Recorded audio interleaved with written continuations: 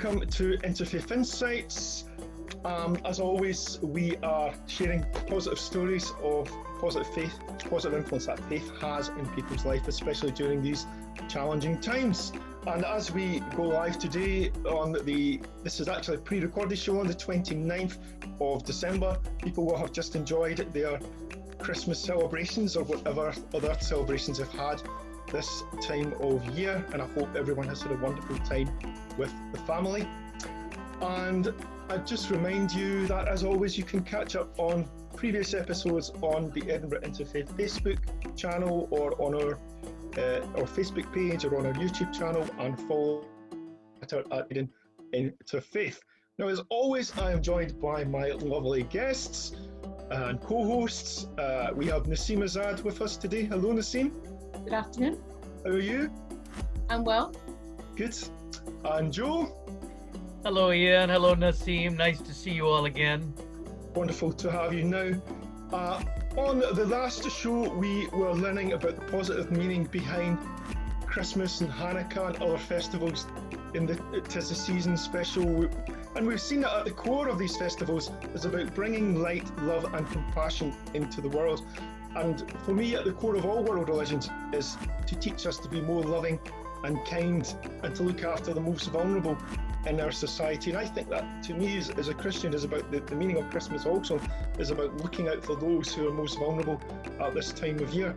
And I could quote many teachings on that. However, we all know there are individuals across the world who will exploit the teachings of different religions for their own ends, in search of power, land, wealth, or superiority over the other. And these people, for me, have been blinded by their desires, which are taken away from that path of compassion within their faith. And many have been exploited by others for their own means.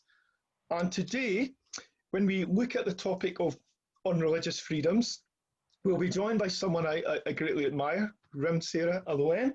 Welcome to the show. Bonjour. Thank Bonjour. you so much. Bonjour. Bienvenue. Merci beaucoup, and happy holidays, happy Hanukkah. I think we are coming toward the end, right? How many days left? Today is the last evening. There you go. So joining us on the last enjoy. day. Yeah. So we'll be having your thoughts shortly on this topic. Now, Rim is a French legal scholar, PhD candidate researching religious freedom, human rights, and civil liberties in Europe and North America.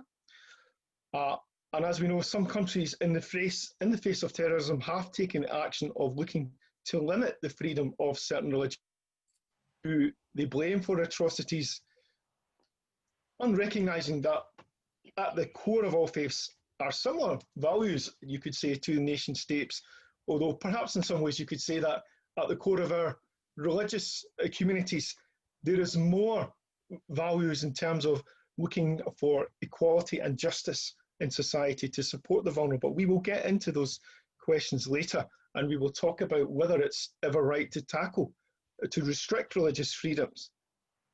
Does that really help in the fight against extremism, or does that make matters worse?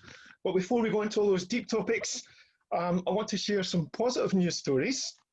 And an interesting one I've came up with, first of all, is from a cartoonist called Charlie Maxey, who throughout the UK has been drawing these wonderful cartoons, positive cartoons, to support the NHS and others who are struggling at this time.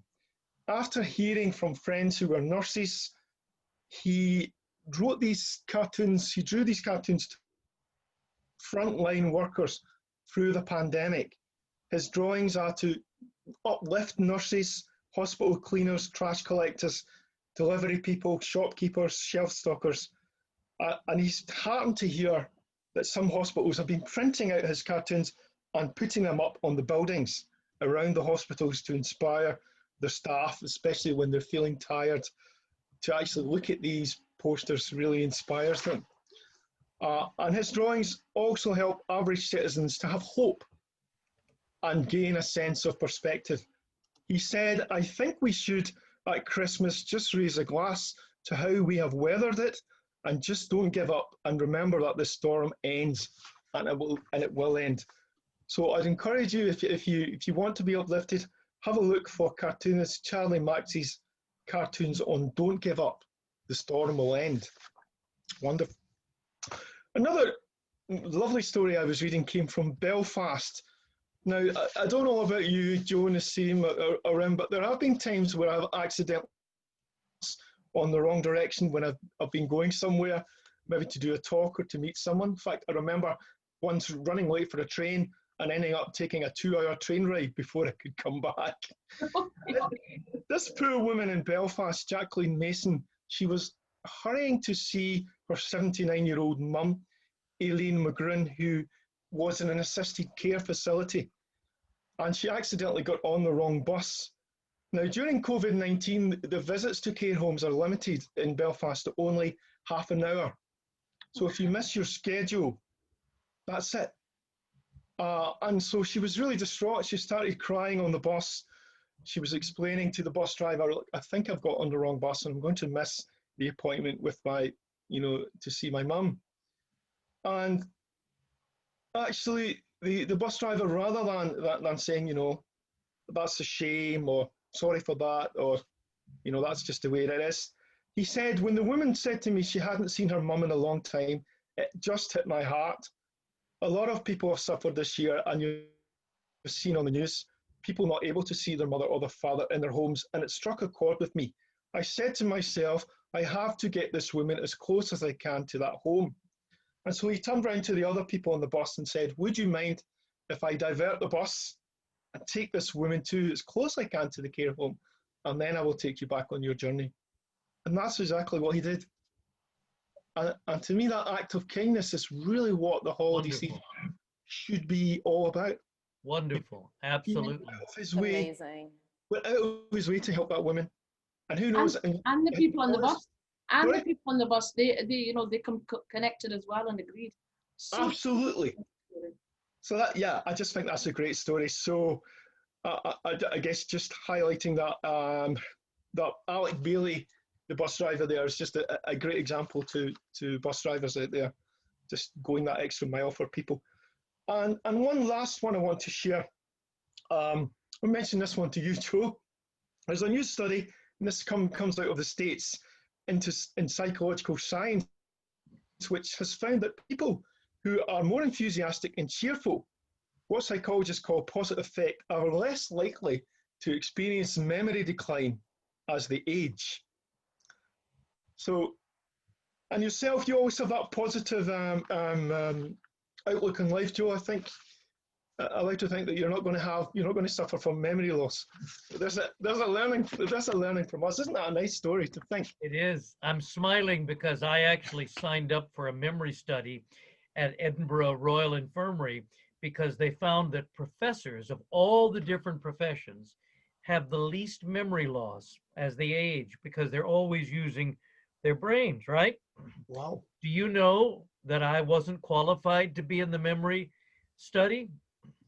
Why? The first question was, have you ever misplaced your keys? Have you ever misplaced your spectacles? So when I was thrown out of the study, I demanded a second opinion. I went back to the hospital, spoke to the head of the study, and I said to him, this is impossible. My wife says I have a better memory than my first-year students. He listens to me, and finally he says, you know, what you're saying, professors, very interesting. Now, by the way, this professor who was interviewing me was 35 years old, and I'm 68. He said to me, I'd like to take some notes on what you're saying. Just a minute, where did I put my pen? You're joking. True story. But obviously we don't have time to go into that, but I do wonder if there's a difference between some kind of short-term memories and other kind of long-term memories. I mean, I remember going to interview a dear professor, Frank Whaling, who was the founder of the Edinburgh Interfaith Association, and he could recount the history of the association and many of the hundreds of books he'd written, but then in the next minute he would forget who I was, or who are you again, or I also think that, especially in our modern life, we have so many things to remember, whether it's like our passwords, our debit card PIN code, and, we have to multitask. And I think, yeah, there is a difference. I think I have a very good photographic memory. I would remember things from my childhood, like if it was yesterday. Wow. I always lose my keys. I'm like, I have no idea where my keys are. And I start to go, my password, and that's something I do every day. I'm like, I don't know my password. Great. My PIN code, sometime, like when I'm like, I'm not sure about my PIN code. So let's try once. Okay, fail. So I think, we need to take it easy. I think we ask too much from ourselves as well. So, just breathe. No, I think you need to pass the details of the study to Rim Sarah. Yeah, let's do this together, like just to see. If I ever need a recommendation, I know who to go to now, Rim Sarah. There you go. It's very funny. Now, say that when this show airs, we are beginning to think about New Year resolutions. Now, I wonder, I haven't thought about this, but is New Year resolution something common to all faiths? Is it something you have, Joe, for example, in Judaism? Or is this typically, the Jewish New Year is at a different time of year than the secular New Year. Our Jewish New Year is based on the cycles of the moon, the lunar calendar, and so therefore it occurs usually in the autumn. And typically what we do is we ask God to forgive us for our sins for the previous year, and we ask for, through our good deeds, admission through the gates of holiness to a better year to come. But there really isn't the process as there is in the secular tradition of making a resolution saying, next year I promise.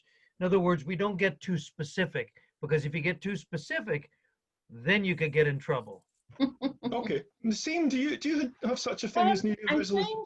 We don't have a New Year's resolution. What I would say is we have a New Day resolution, as in every day we reflect where we are, where we want to go. It's a kind of a journey that we should really be taking every day, trying to improve myself as a woman, as a mom, as a member of society, as a Muslim.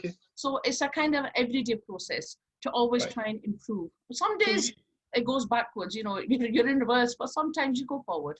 So you don't at some point at a New Year say, like, this year I'm going to make a commitment to reducing chocolate. How did you know, Ian? Have you been reading my diary? I tell you what, is the reason I have a New Year's resolution, because I was born in UK, so obviously I have the cultures and all the kind of the cultural norms are part of my life as well. So yes, I have this subconscious thing. Okay, 2021 coming, New Year's coming up. What is it I want to do? And I don't think there's anything wrong with it. I think it's a very positive thing. You need to set goals wherever you are, whoever you are. Everybody needs goals. If we don't have goals, we'll never get anywhere. So if you have at least 20 goals, might maybe make about 10 or 11 of them. But if you have no goals, that's your stuck. That's your stationary. Okay, interesting. Rim Sarah, do you do a New Year resolution? Well, I'm on full inshallah and alhamdulillah mode. So, but basically, God willing, and thanks God, just to roughly translate. No, but I agree. It's more, and I don't like the pressure of having to abide by resolutions. We already live in a very pressuring world. Mm-hmm. But, take it easy, step by step. What is meant to happen will happen. Just do your best to contribute, to be a better person, to if you have half a task done, it's already something, and one need to move forward and ask for help when needed. So yeah, no pressure, and just try to be thankful and just try to do our best, the best way we can at our own pace. That's how I see things. So, okay, that's quite a positive outlook. I think in the UK, people will say, well, make a New Year's resolution, and how many days will it last before we break it? So, you make a resolution that you will go to the gym, for example, in January, after you've been eating maybe too much over the period, and then you find that, no, you can't, you're too lazy to go to the gym on that day, and then you break your resolution. So Or how about in Scotland, dry January? That usually doesn't last very long. You know, no. I wanted to just say to Rim Sarah, it's Mm-hmm. interesting how similar Islam and Judaism is. You mentioned that you're not expected to finish the work, that it's enough to begin. And in Judaism, we have a saying that one is not expected to finish the work, but neither is one free not to make a start. So you have to start. Yes, absolutely. Okay. That's so similar. It's very interesting. Yeah. Thank you for that, Joe. So just before we ask, we begin interviews, does anyone else have any other positive stories? Often, Joe, you have something you like to share from the week.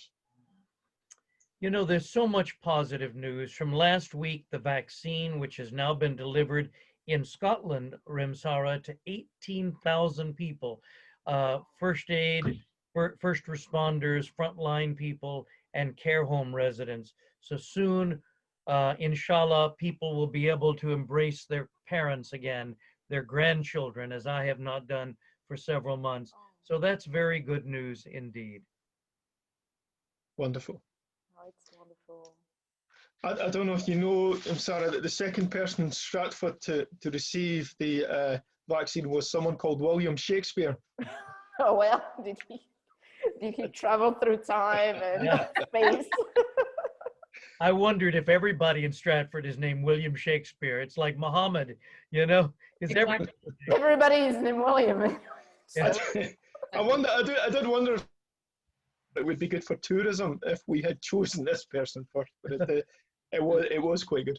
Anyway, in getting down to the kind of business of today, we're just so excited to welcome our esteemed guest today. You've just heard a little bit from Rim Sarah Alouane, who is a French legal scholar and commentator, PhD candidate in comparative law at the University of Toulouse.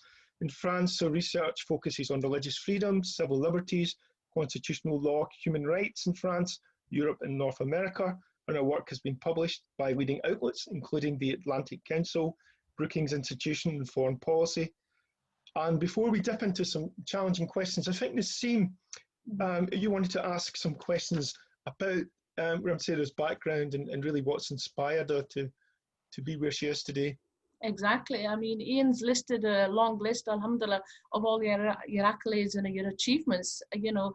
But what I find really fascinating is who you are, Rim Sarah, as a person, and your background, and what kind of drove you to, what gave you the passion to where you are today. And alhamdulillah, you've got a very bright future. You'll be going places, you know, working so much more harder to try to bring peace and understanding in the global way. So who are you as a person, and where did it all start from? Oh, first of all, and again, thank you all so very much for having me. It's really an honor to be surrounded by such inspiring people, and it's a good positive thing for 2020 and definitely for the future for 2021. So, hey, the year was not so bad after all. We're all here and it's a blessing. So thank you so much. I'm Rim Sarah. I'm French. I'm Mediterranean. I come back from a very multicultural background, and like you mentioned, I study the law. I still have a lot to learn. I'm not an activist. I'm really a boring, scholar in the making. I have always been fascinated by the topic, and also since I've been studying law for quite some time, meaning maybe my resolution would be to finish my PhD this year. That would be nice.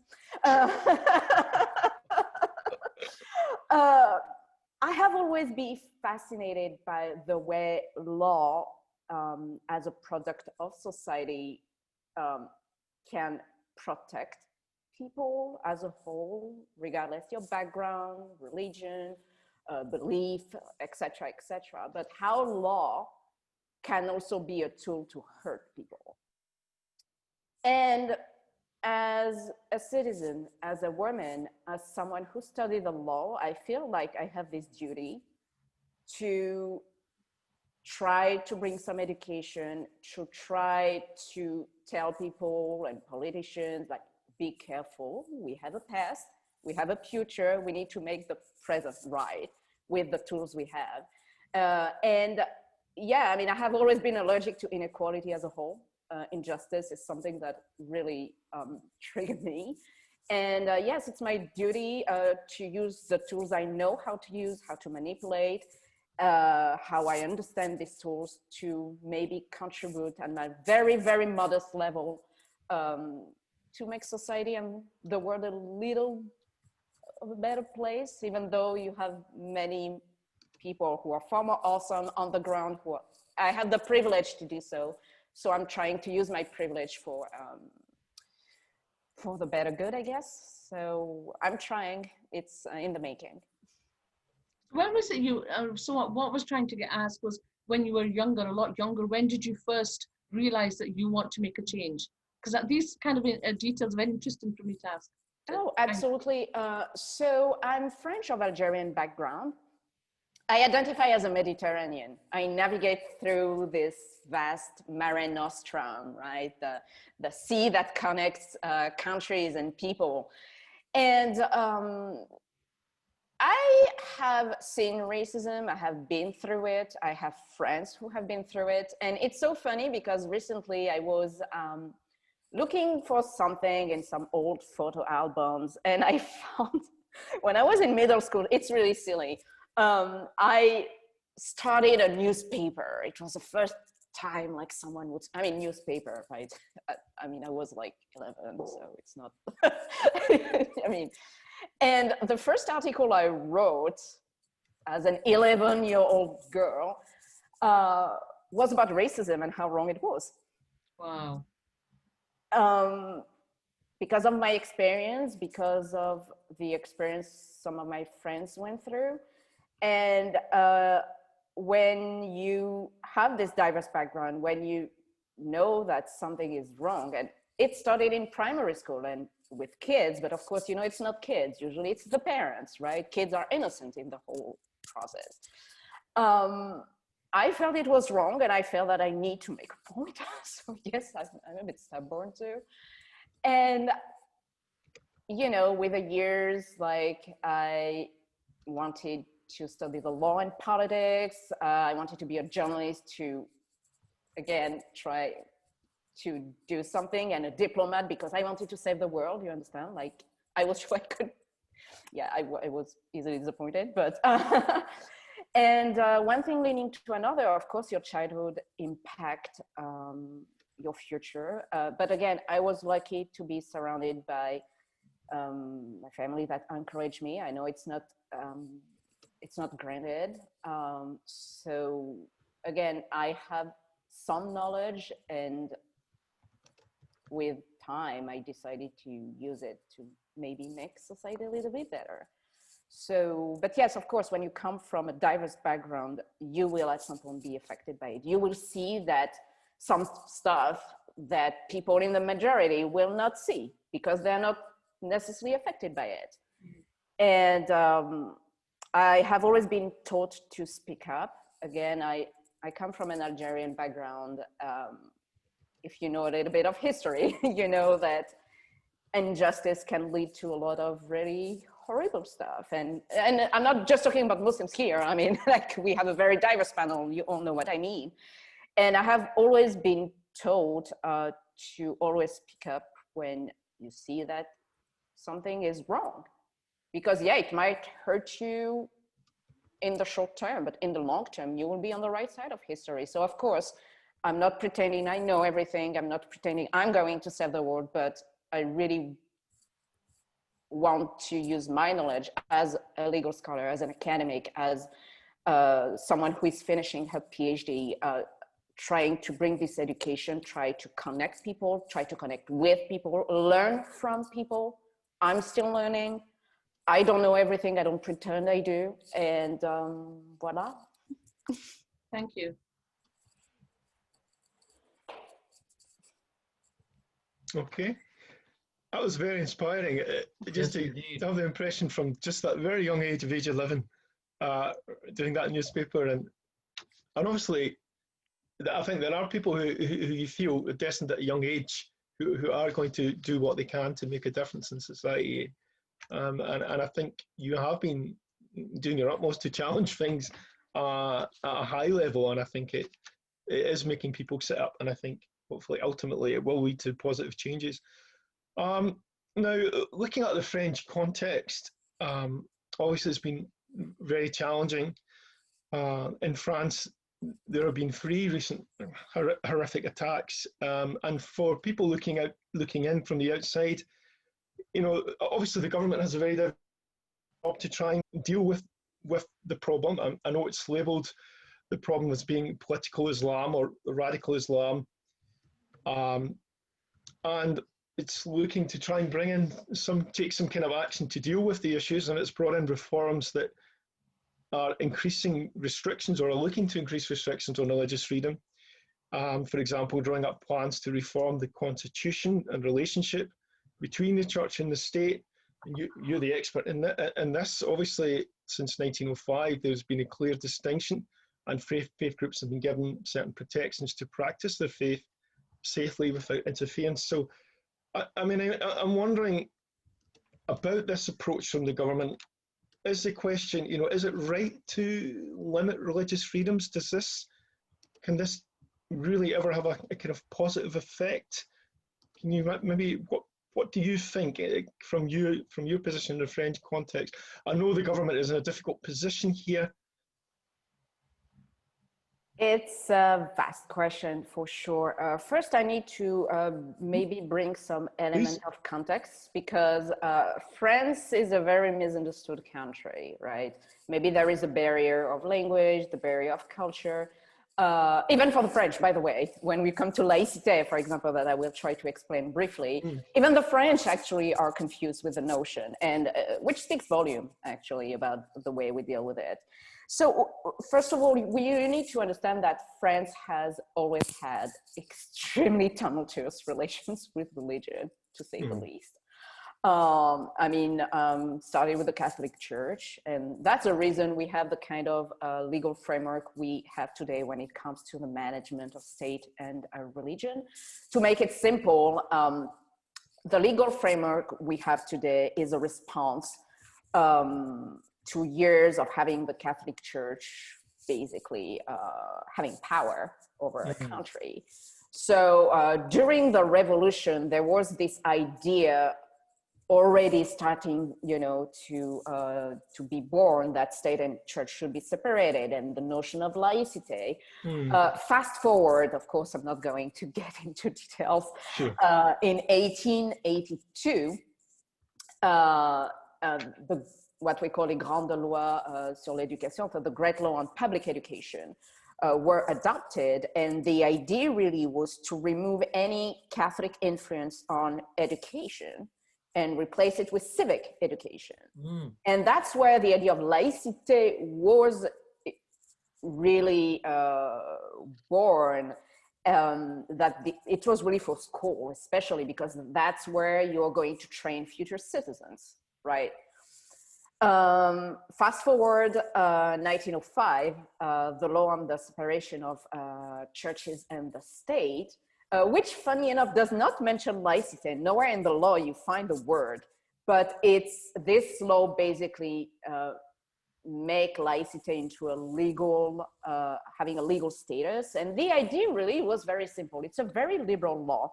So, of course, the history of religion in France has not been peaceful at all. But this law was an attempt of compromise, of trying to find a balance. And the idea really at that time, even though some MPs wanted that, but the architect of this law really didn't want to prohibit religion or erase religion from public visibility. The idea really was to remove any influence from religion on state affairs. So religion, at that time it was the church, should not interfere with state affairs, and vice versa. The state should not interfere with religious affairs. since we have an American among us, I would say there are two like countries in the world, America and France, except that we do it in a different way. In America, you have the wall of separation that initially was done by Roger Williams, the founder of the state of Rhode Island, and which was used then by Thomas Jefferson, during his speech to the Danbury Baptist, this idea of wall. The state should not interfere and vice versa. And the idea really was to protect the people and beliefs from potential abuses of the state. I speak under your control. In France, it's the other way around.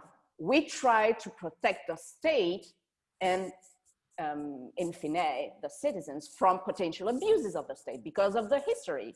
Again, a lot of people left Europe to go to America because of religious persecutions. Here we think that religion can be a threat.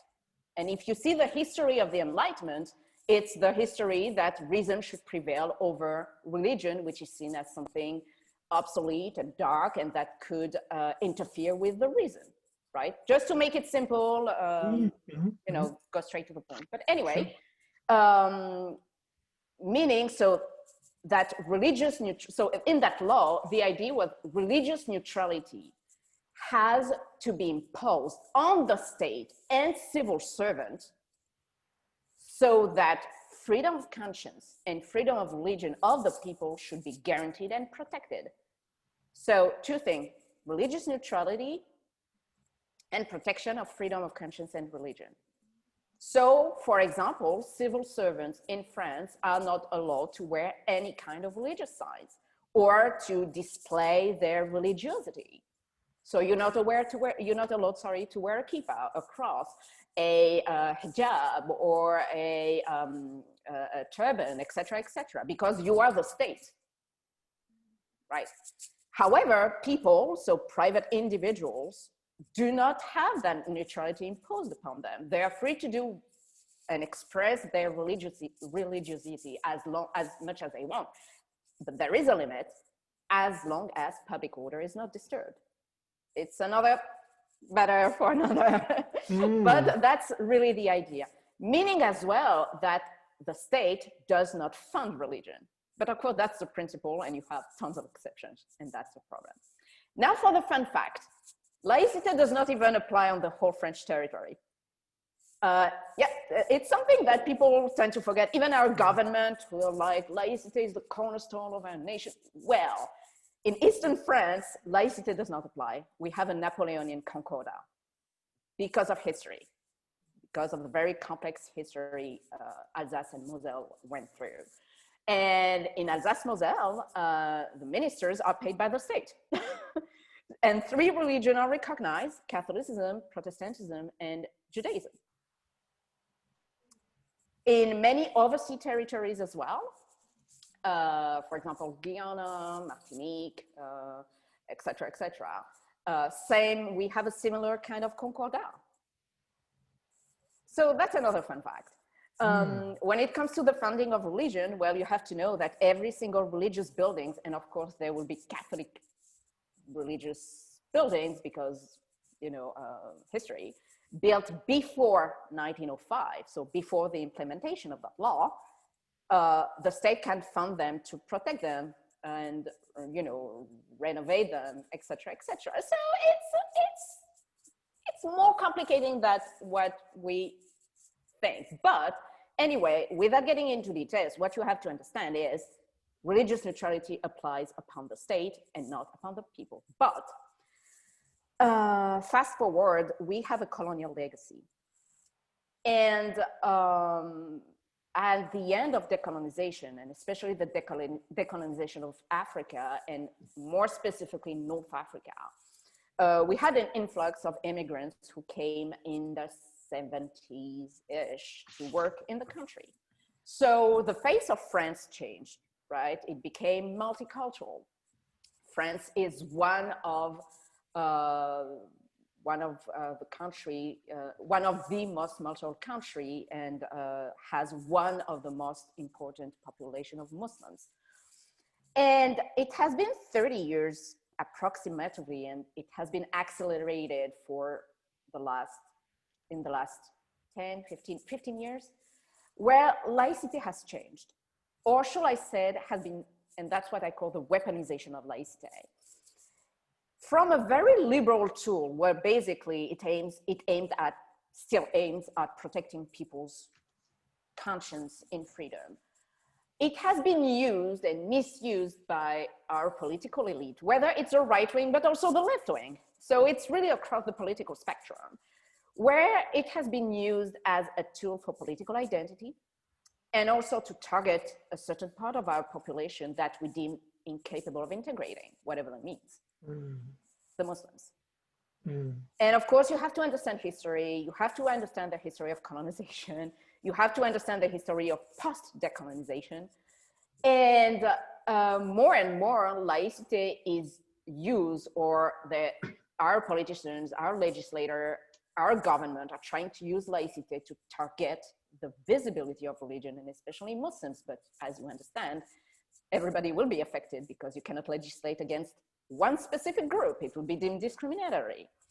And we have seen that going on since the infamous headscarf affairs in the 90s, so in 1989, sorry.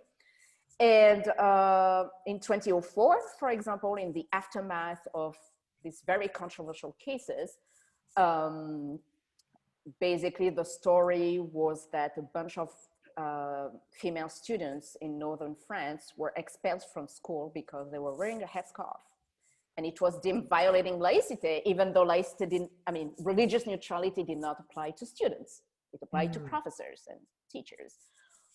And our higher administrative Supreme Court said that as long as public order is not disturbed, a student can wear a religious sign. But it caused a lot of debates. A commission was created to work on laicity in the country. And in 2004, in the aftermath of the work of this commission, a law was adopted, the law prohibiting religious signs in public schools, ostentatious religious signs in public school, basically prohibiting students from wearing ostentatious religious signs. So now students are not allowed to wear a kippah, a cross, a big cross, a headscarf, a turban, etc., etc. So that's what, and it kept going on until what we are facing today. And to answer more precisely your question, I hope I'm clear because it's a very complex story. Yeah. Continue. So France indeed has been going through hell and back. We have been going through a lot when it comes to terrorist attacks. But interestingly enough, we are, I think, one of the very few countries in the world, in Western Europe at least, or in the West, that every time we have a terrorist attack, which I believe, some might disagree, is a matter of national security and not of state and religion affair, we are one of the very rare countries that immediately respond by trying to modify the management of state and religion. So every time there is a terrorist attack, laicité, to which I'm like, I don't understand why you're doing that. But the reason is, France love to domesticate religion. We have been doing it with the Christians. We have been doing it with the Jews. I mean, if you know a little bit of the history of French Jews, you will understand that we have a very dark past. The creation of the Consistoire des Israélites de France is not a fun story. It's a story of anti-Semitism back in the days. And today, France has been trying to tame Islam. That again is perceived as a religion that does not fit in the West. So the whole myth about Islam, the Islamization of Europe, Islam is coming, our values, our Judeo-Christian values, because we bring the Jews to justify, our bigotry. Even though I usually respond to Judeo-Christian values to wait, the Judeo part before or after the Holocaust, because there was a time in history that the Jews, unfortunately, and suffered a lot, and I cannot even express the horror. We try to tame religion, we try to domesticate it. And of course, all of these terrorist attacks just accelerate the process. We find more excuses to be like, see, we need to control that religion. Of course, we don't say it like this, but it's like, we need to save Islam from itself and Muslims. But of course, without bringing the Muslims together, without bringing the Muslims to the conversation. And I do not believe that targeting a certain part of our population is going to help anything. If anything, I think it will make things worse. It will stigmatize people even more. And also, I'm a bit tired with this idea that we need to integrate Muslims. Islam and Muslims have been integrated to that country, in that country for more years than I can count. It's not a new religion. It has been there. I mean, again, we have had colonization. We have had so it's always saying that you have a category of people that cannot be citizens and that we need to be careful of because look, terrorist attacks. So the hyper-securitization of our societies are impacted religious freedom and freedom of conscience. And unfortunately, if we are not careful, let's keep in mind, it will affect everybody. It will affect every group. So we need to really be careful. And nobody disagrees that we need to tackle terrorism and we need to tackle extremism, but see through the lens of national security and counterterrorism, not through the lens of people who are seen as guilty until proven innocent. So, all very interesting. I guess there are two things that's coming in my mind.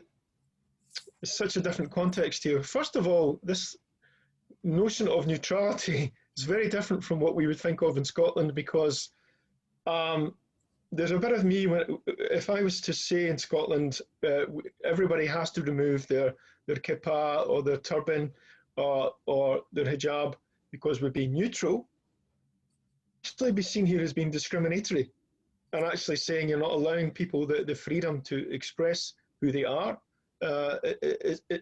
And allowing people to wear the symbols is not saying that one way of life is better than the other. It's simply saying that you're allowed your freedom to choose to do that. So that's just one observation from our point of view. The other question I guess I have for you is, do you then think that the government approach, do they think in any way that they are tackling radicalization, or do you feel in some way that this is an excuse, it's a veil to accelerate the process and just grab more powers to control religion, in other words? So it's not actually in any way about here's a problem of tackling radicalization. It's more about French secularism and French values and saying, we need more control over religion. This is a power grab. So your questions are very interesting. So regarding the first question, I don't believe that France is a neutral country. I mean, again, we celebrate more Christian holidays than countries with an established religion or recognized religion as a state religion. So our very Republican calendar, for example, is a Christian, I mean, and it's okay. It's the history, it's the culture, but I like consistency. It's like, Christmas, Easter, Assumption of Mary, Assumption of Jesus Christ, All Saints, I'm not sure I'm missing anything, all in the Republican calendar, right? Which again, I don't mind, more holidays for me.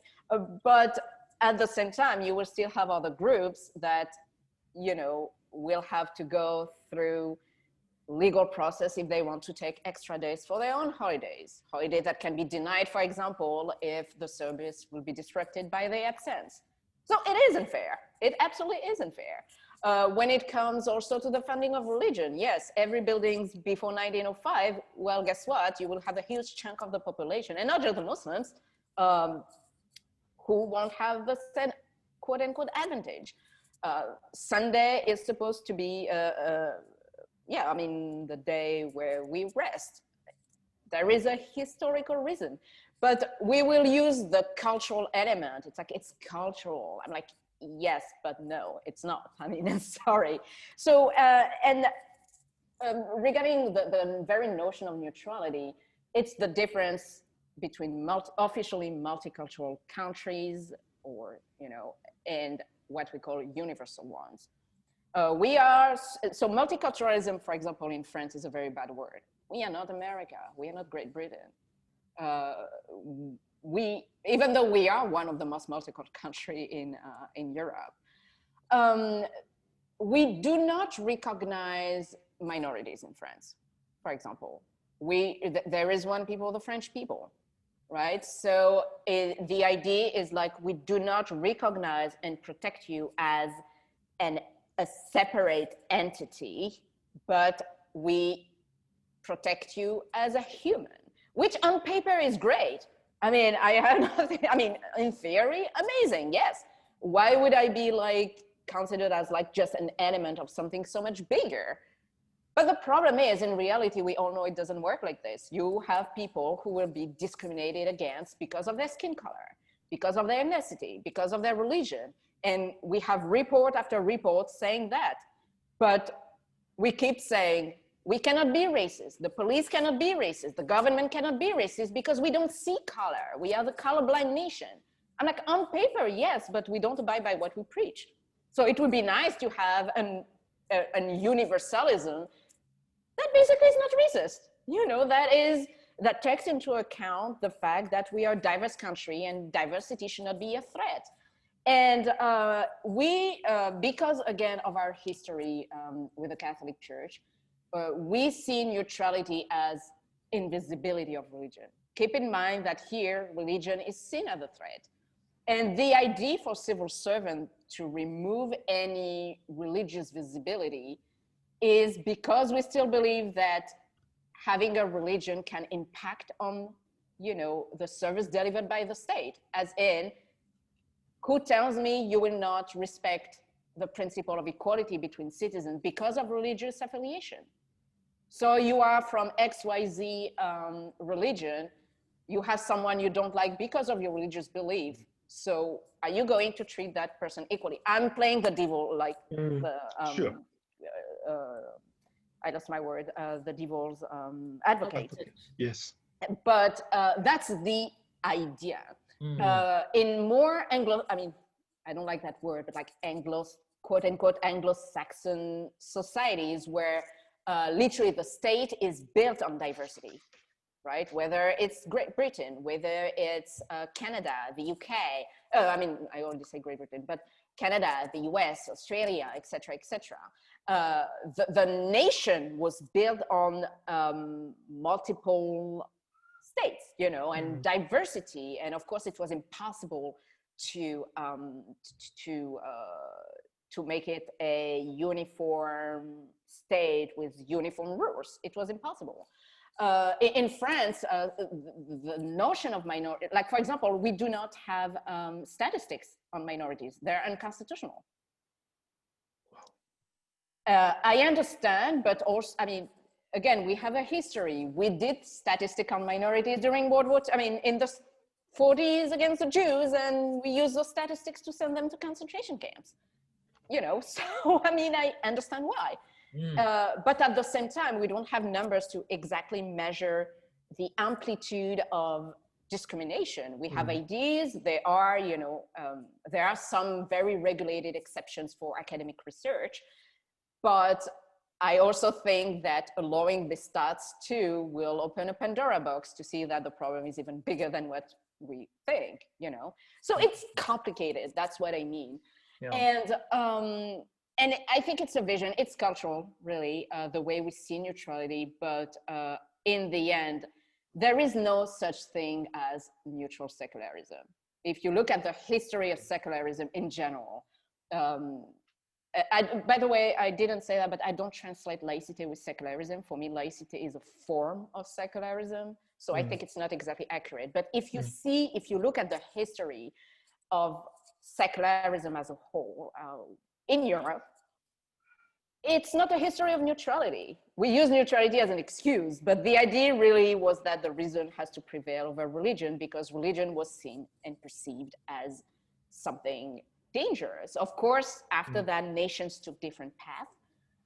And that's why we chose and to be honest, it's not even debated in France, even within religious groups. Like everybody agreed upon that. What is actually problematic is when you try to expand this so-called neutrality upon private individuals. That we have a problem with. Yeah. But I completely understand I mean, I study in my thesis Canada and France. So I see like the madness of interactions, the way neutrality is, you know, is used and understood, and many parameters, whether it's the culture, whether it's society, whether it's history, especially history. So that's why France chose But surely there must be some research that's taken place that's shown that actually this policy of further extending restrictions around religious freedom are not leading to more integration amongst some groups. They are leading to resentment. So surely if you build a policy, you need to have an evidence to build that policy. Right. No, there are studies, don't get me wrong. There are studies. And for example, if you take a Muslim woman, French, born and raised here, wearing a headscarf, keep in mind, this person cannot be a civil servant unless she removes her headscarf, which is huge. It's like, it's deeply attacking your faith when you think about it, like on a very, you know, objective level.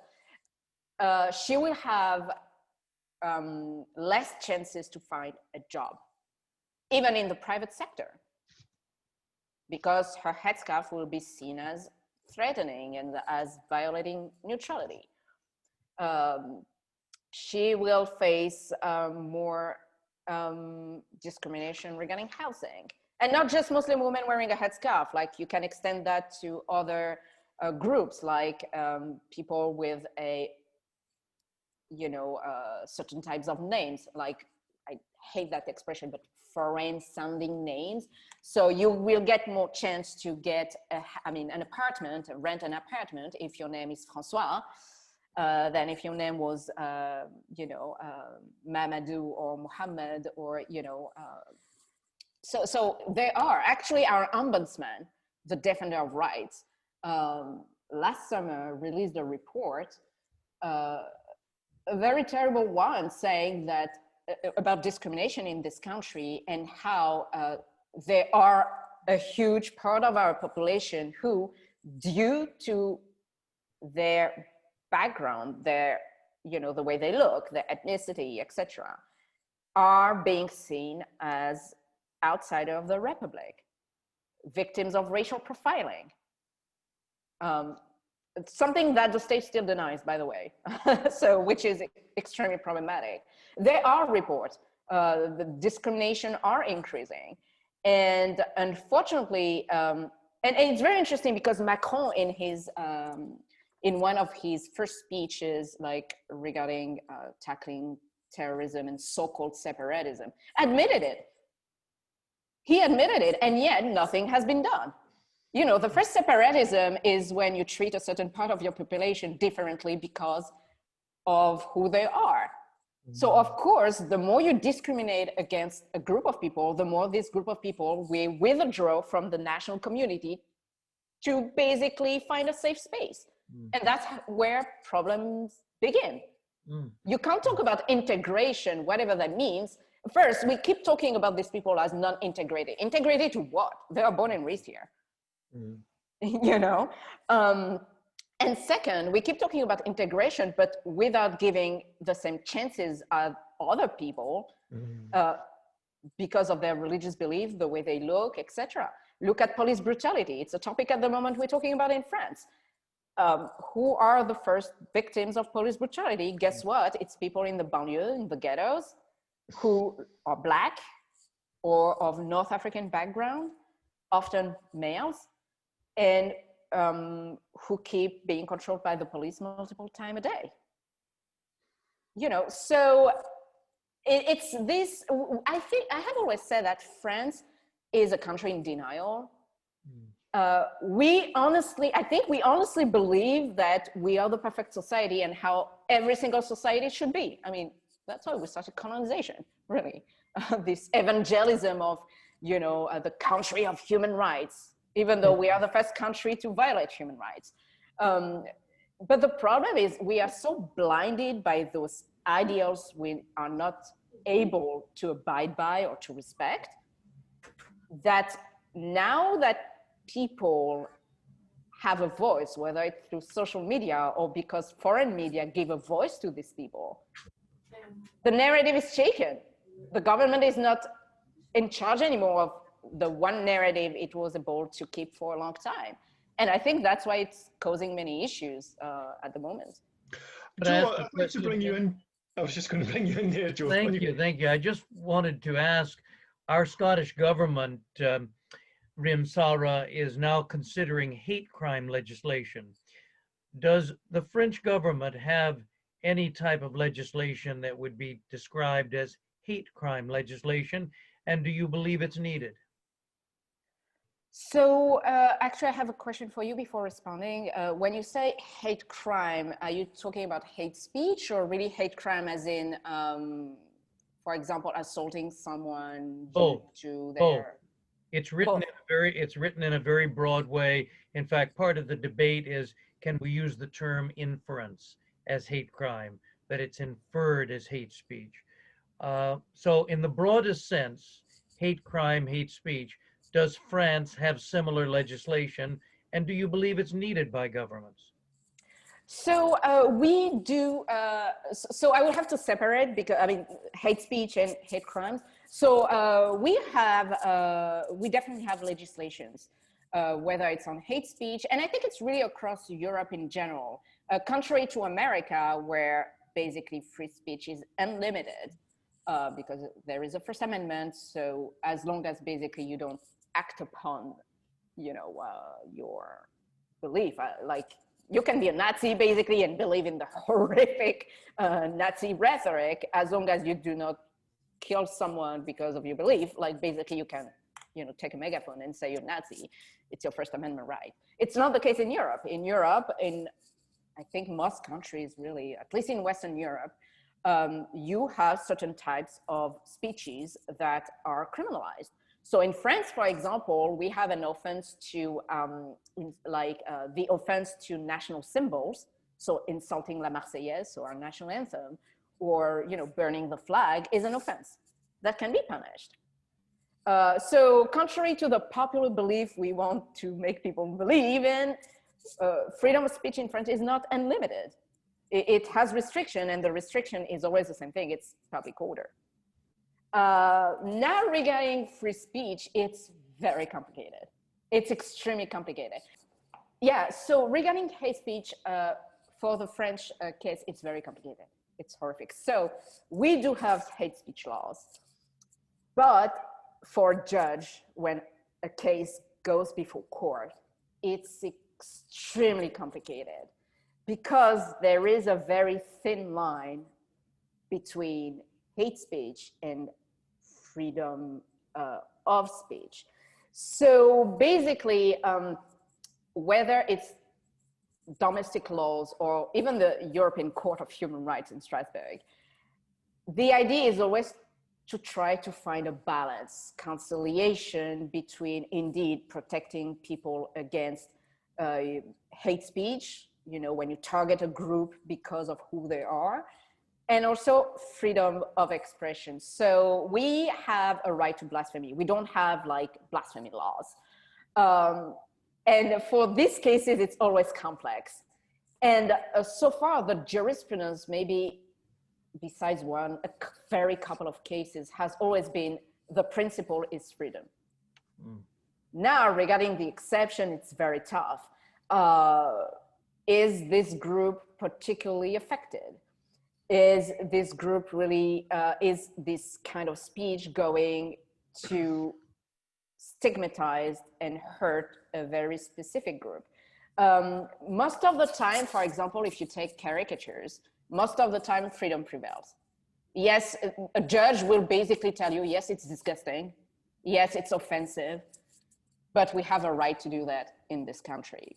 I would say there's a difference, I think, in the very much in the law, into that law, but I think here there are certain protected groups who and the how shall I put this? The emphasis is more on how the individual interprets it. So if a person believed they were being the subject of anti-Semitic or Islamophobia slurs, and they could show that there was an intention to deliberately target that person because of who they were, that could go to court and be potentially criminalized. So and that's not necessarily the case in other parts of Europe. So I believe Ireland doesn't have hate crime legislation, for example, if you just cross over the water. And it's something that they are looking at. And actually, in speaking to the mayor of Dublin recently, she was saying that they, as an immigrant herself, was really admiring the laws that we have here on hate crime legislation and looking at how they can learn from that. And as you know, historically, yeah, we have not needed hate crime legislation in Scotland because incidents of anti-Semitism were very, very small because of the promotion of religious tolerance and secularism in this country. As Ian knows, a few years ago, Rim Sarah, I returned to my desk at the university and there was an envelope sitting in the desk, unopened.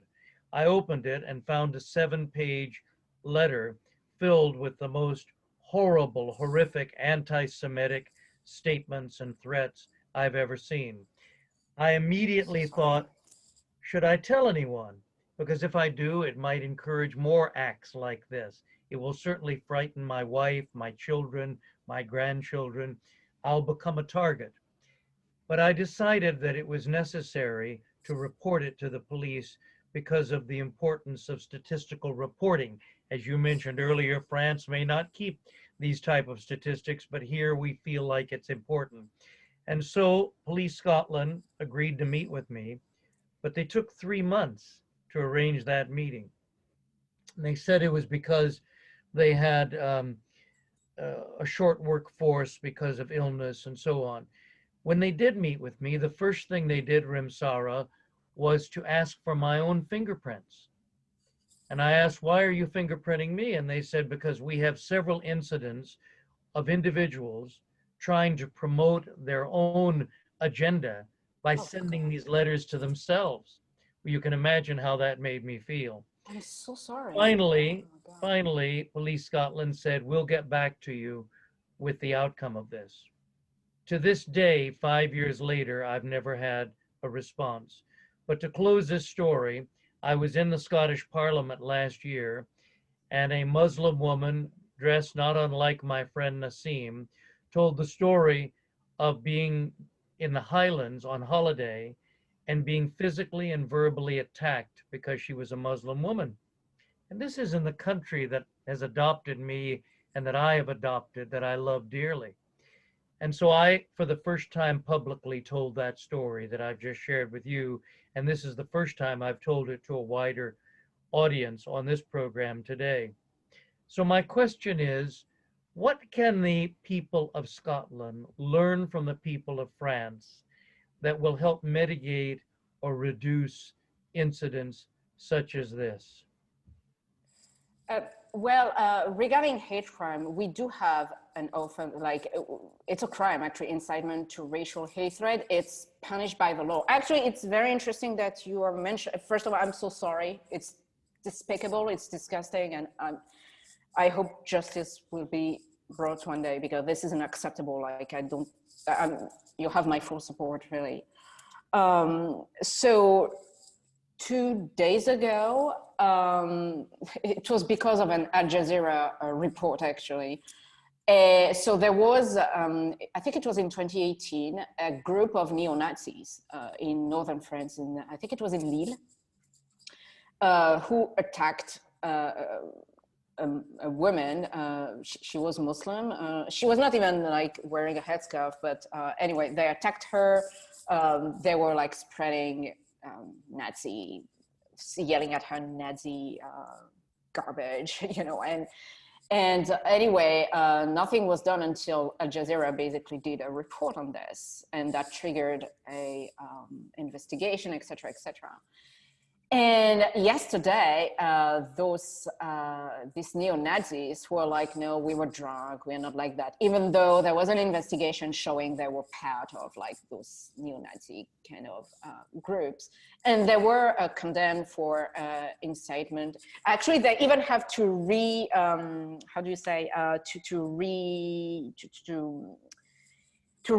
they changed basically their, to racist attacks. Like it was not just an assault, it was, you add the, you know, a racist part, which makes things worse. I don't think their punishment was enough, to be honest. It was a bit, but whatever, they were condemned for racist attack.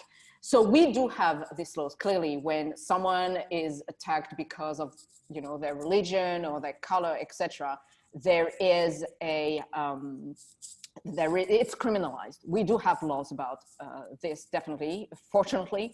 But now the problem is always to go to the police, fill the file. I mean, and also it's expensive. A trial can be expensive. I mean, and sometimes people are like, what's the point anyway? Are they going to take my, you know, it's, and for what it was, it's the same with women victims, you know, of sexual assaults, etc., sexual harassment. It's who is going to believe me? Where are the proofs, right? So, but we do have laws for that. So that's why I ask you, like, what do you mean by hate crime? Because you have the whole freedom of speech. So in France, for example, if I insult you because you are a Jewish person and go after you because you're Jew, clearly that kind of speech is incitement to racial hate. I think it's getting a lot more complicated in that we're debating just now this the crime of stirring up hatred, behaving in a threatening or abusive manner, or communicating threatening or abusive material to another person, and it's led to a kind of debate around religious freedom, and that some say, for example, that we have a right not to believe in LGBT marriage within our place of worship. So if we come out public and say we don't believe someone should be entitled to that here, does that mean that we're in violation of the law, or somehow are we inciting you know, a hatred towards a group that might be punishable? So it's caused this whole kind of debate about where are the lines between the two, that some people are saying it might be open to interpretation, that it might not allow beliefs. But the way I understand it is that our Justice Secretary Hamza Yusuf has told Parliament it's where the stirring up hatred is intentional. So where you're intentionally stirring up hatred towards a group, which is not what the law is implying. The law is trying to further increase protections for groups who are vulnerable to being targeted because of their religion or their race or their gender or their sexuality. So it's just brought this kind of tension between groups and freedom of belief. That's very interesting, because it's all about, basically the bigger problem is really the wording of the law. And that's something actually we have a problem with the current law on strengthening Republican values, the so-called law on separatism. So to come back to France, because it's very interesting. The very fact that you make a draft, a bill, which eventually becomes law, the more vague it is, the more prone to potential abuse it is. And that's the problem we have here. And actually, that's one of my main issue with the current law, is that it's too vague. And I'm like, what are you trying to do? And also we over legislate. So every time there is an issue, instead of trying to find alternative ways, educate, try to actually bring communities together to find an alternative solution, boom, we pass a law, more laws, more laws. It's like, you know, instead of trying to find a cure to a disease, you just put a Band-Aid hoping that it will go away. But no, it's not a boo-boo, it's a disease. You need, you know, solutions, not temporary. That's also the vagueness of the word, and vagueness is like the worst enemy of the law, or it's a lie, depending what you're going to do with the law. You know, it can be a good tool and it can be a very dangerous one. As for what the case you were mentioning, I always make a difference between maybe I've been too influenced by Anglo-Saxons. I don't know. I spent too much time in America.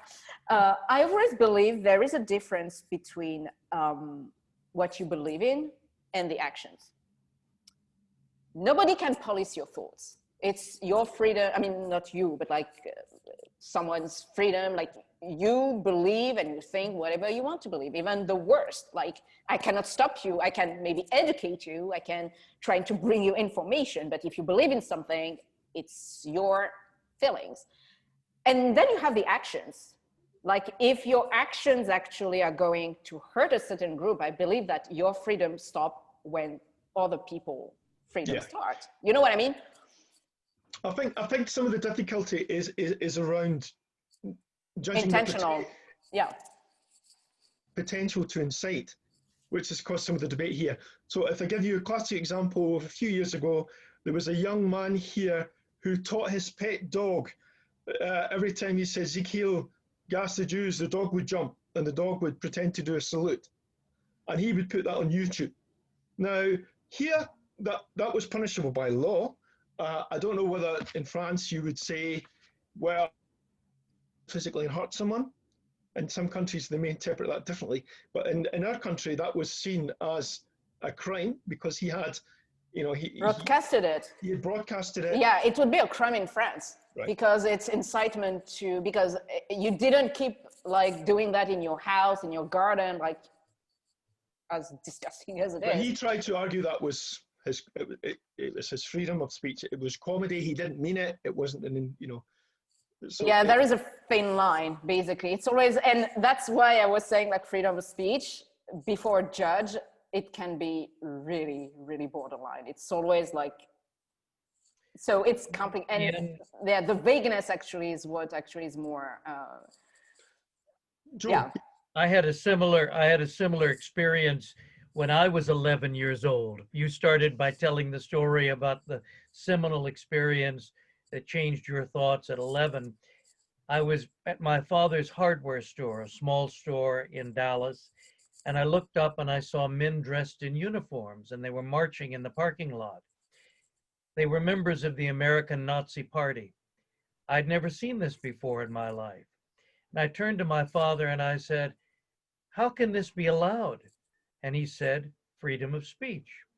He said, I will report it, as I always do, to the U.S. Federal Bureau of Investigation. A few months later, he came home from the hardware store, and in a voice that was a whisper, he said, Joe, I may one day have a bomb in my car.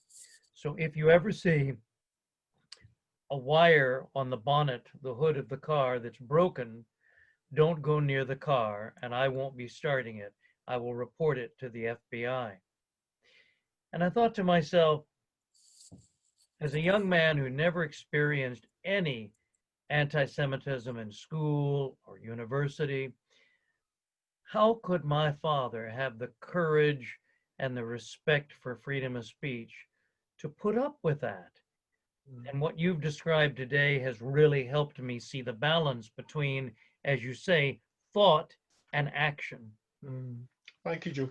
Do we have any concluding remarks that anyone else would like to add just before we come to a kind of summation?